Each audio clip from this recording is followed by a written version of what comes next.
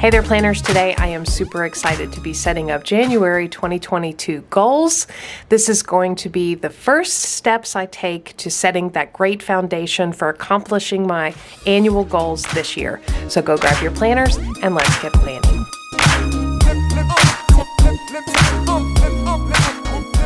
All right, so I don't know about you, but January goal setting is always the most fun month for me. It's the beginning. Everything is fresh and new. You're setting the foundation. You're excited about your goals. You've put good work into setting them for the year ahead. And so this is a very exciting goal setting month. It can also be a very likely time of burnout. And so we are going to take all the steps necessary to make sure we pace ourselves.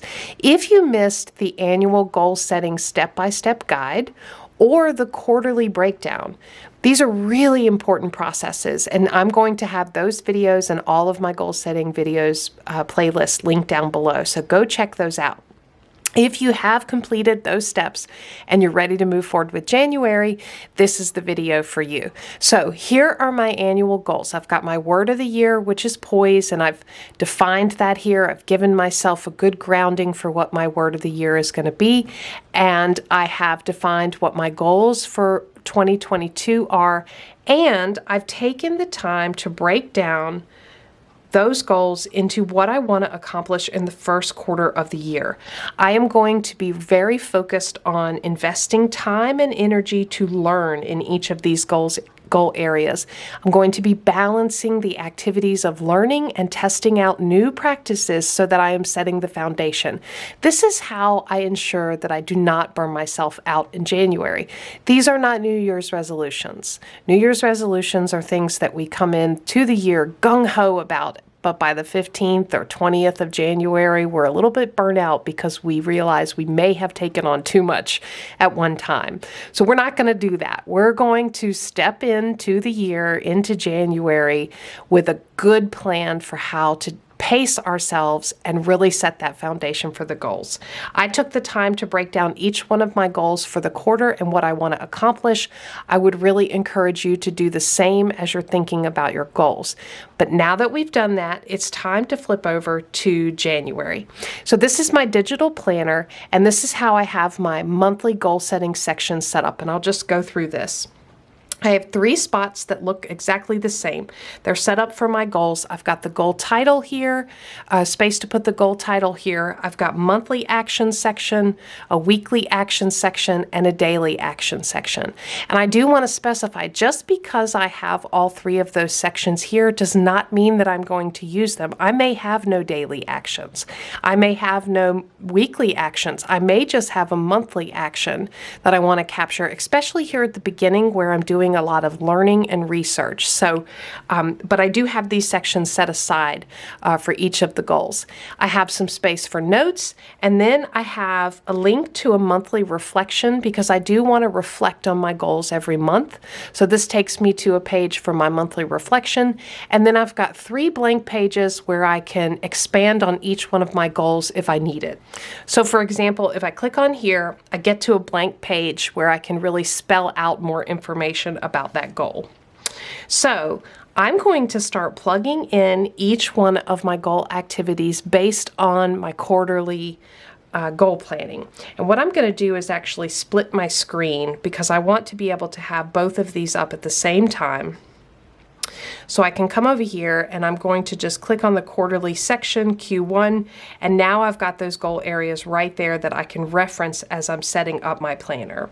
So what I wanted to accomplish in the mindfulness area is really defining mindfulness as it applies to each one of my areas of health: physical, mental, emotional, and spiritual. I wanted to develop a list of habits to practice mindfulness in each of these areas. I want to develop measures for each area to demonstrate improvement. Wanted to develop tools to track improvements in each area. And then, as a little stretch goal for myself, by the end of this quarter, if possible, I would like to begin putting some of these practices in place. So that's kind of what I'm going for. Now, thinking about mindfulness, and let me go ahead and write this in. All right, so what I want to I'm thinking about mindfulness and what I want to accomplish, I really think one of the most important steps is for me to be able to create those definitions in each area.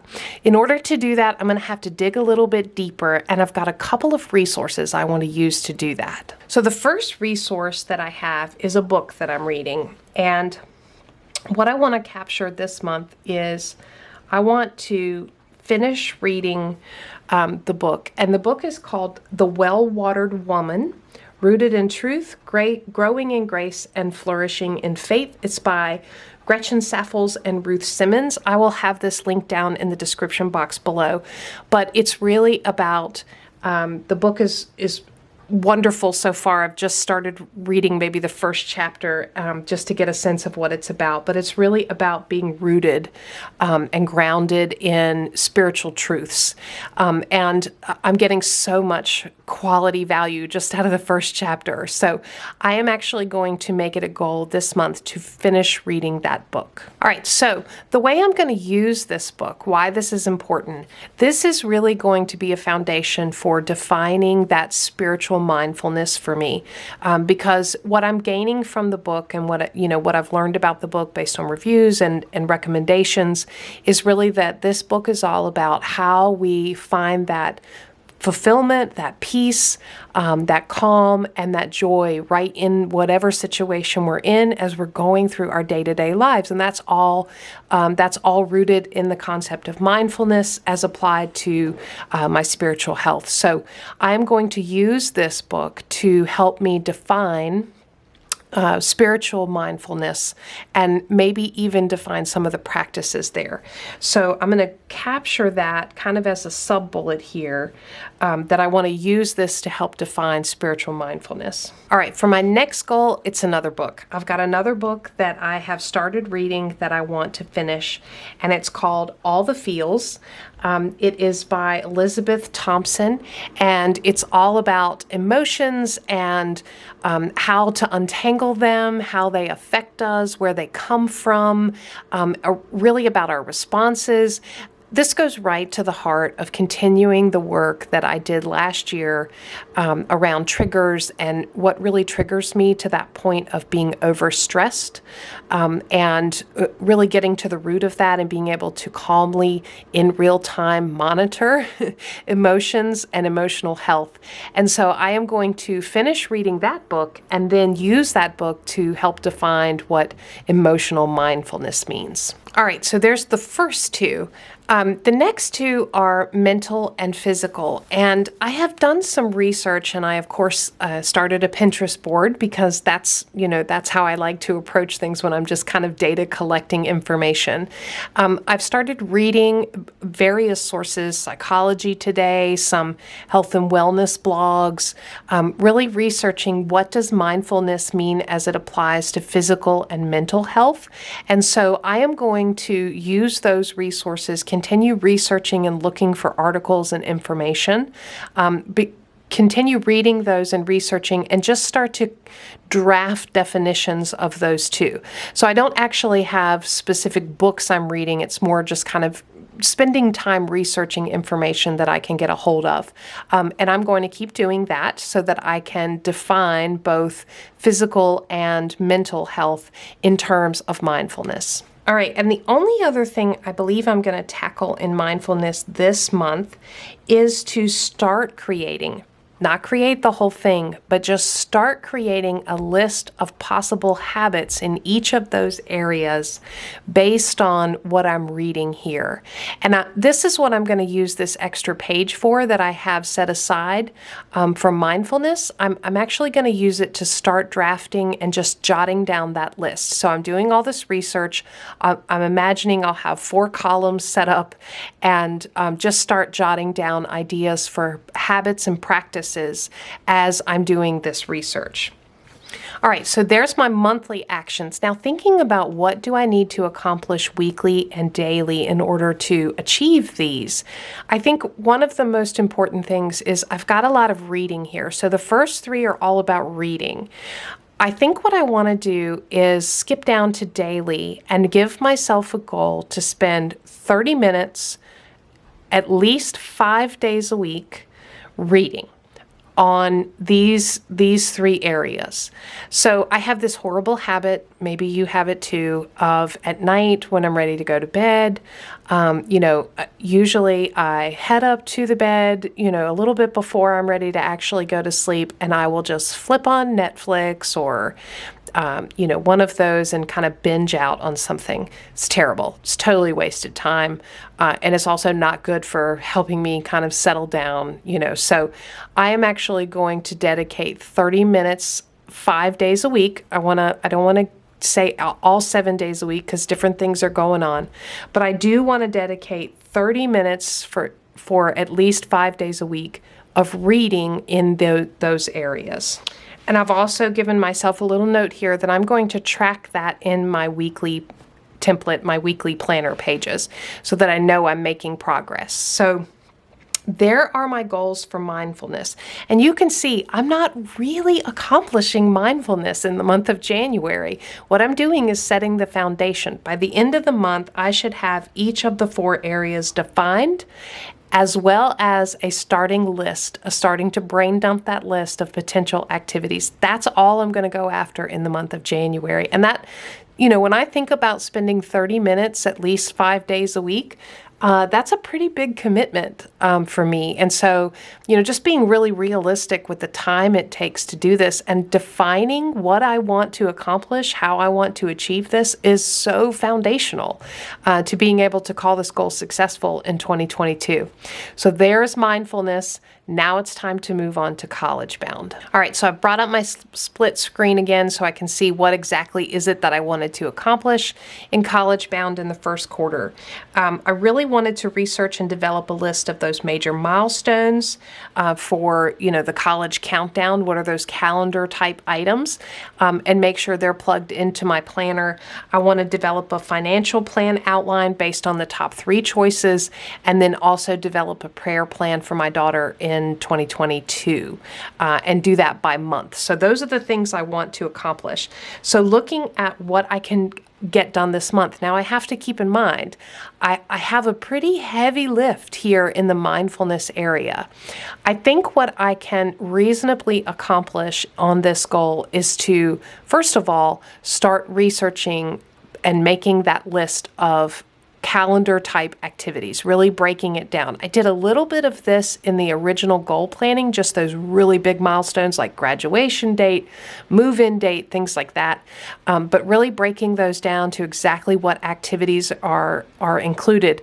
I'm very much project management mindset. So if you have any project management experience, you can think of this like a work breakdown structure, taking those tasks and then breaking them down into the smallest pieces. That's really what I want to accomplish this month, really get those calendar items for this goal. So let me capture that in the monthly actions. All right, and then the second area I think I'm going to tackle this month is really to create those areas of prayer. So I want to have focused areas of prayer by month for my daughter as she prepares to, go to college. I want to create that list of what are those focus areas, and I actually want to root those in Scripture.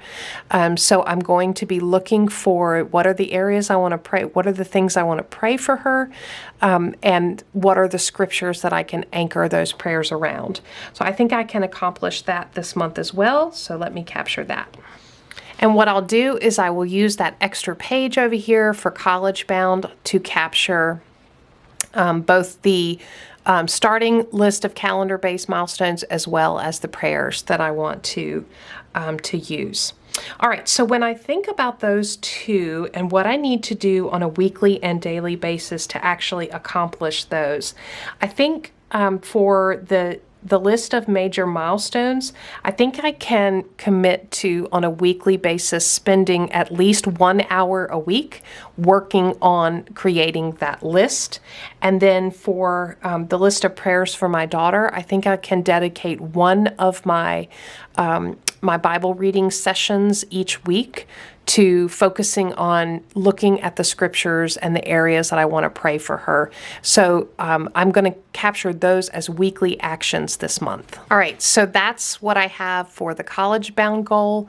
I've got 2 big actions this month, really just starting steps, and also how I'm going to accomplish that on a weekly basis. The final area that I'm going to focus on is personal brand, and let me bring back up my list of goals for personal brand for the quarter. So what I wanted to accomplish this quarter is to really research and develop a personal brand outline. I want to establish consistent income and expense tracking, and then also gain a deeper understanding of YouTube analytics and develop a plan for applying what I learn. So in thinking about what I want to accomplish in the month of January, I obviously want to go right for a consistent income and expense tracking because it's the first month of the year. I want to start that in January. And so that is going to be something I'm going to have to monitor. I'm actually going to put that in the weekly goals because I think once a week, really pausing to look into what were the expenses, what were the income for the Planning Annie channel, and capture that in my planner. That's going to be my first action for this goal. All right, so that's actually going to become a routine, and I need to, capture that in my routines. I have a video coming up soon all about routines in your planner and how to use those, so I'll talk more about that in that video. Another thing I think I can do this month is I really need to find the right tool, course, book, whatever it is that's going to give me that greater understanding of YouTube analytics. I need to identify what that is. And so I'm going to put that as a monthly goal to research how to learn more about YouTube analytics. All right, and I do have this one other item around developing a personal brand outline. I'm actually not going to attack that this month. I'm going to save that for next month because, this is really important and it's hard to do, especially if you're very goal-oriented and action-oriented. But just looking at this list and what's on the plate already, I don't think I can give that the time it needs. This is a full plate in addition to, family activities, work activities, everything else I have going on. So I'm kind of drawing the line here and saying, this is what I can give this month. And I'm perfectly comfortable with that because I would rather draw that line and give these items all of my attention than add more, get burnout, and not do my best in each of the goal areas. So I can put that on the back burner and really focus on these 2 this month and pull in the personal brand next month. So there are my monthly goal actions. I know exactly how I'm going to use these additional pages, so I can go ahead and set them up. That's going to be my next step. After this, the next step after this video will be to go ahead and set up those pages and get ready. And then as I'm setting up my month and my weekly plans, I will come here and reference what do I need to pull in from my goals? What are my monthly actions, my weekly actions, my daily actions? I know how I'm going to accomplish these and plug them in so they are actually a priority for me. I really hope this video was helpful to you. I would love to hear your questions and comments. I hope that you are getting a sense of how you go from 2022 goals and get those set, all the deep work that's required to get those set, to quarterly breaking down especially the first quarter so you don't burn yourself out, and then turn those into monthly actions that you can achieve. And then most importantly for January and early in the year, don't burn yourself out. Don't take on too much. Take those baby steps that will set the foundation for the rest of the year. If you enjoyed the video, please give it a thumbs up and let me know. Subscribe to Planning Annie for more content like this. And as always, thanks for planning with me.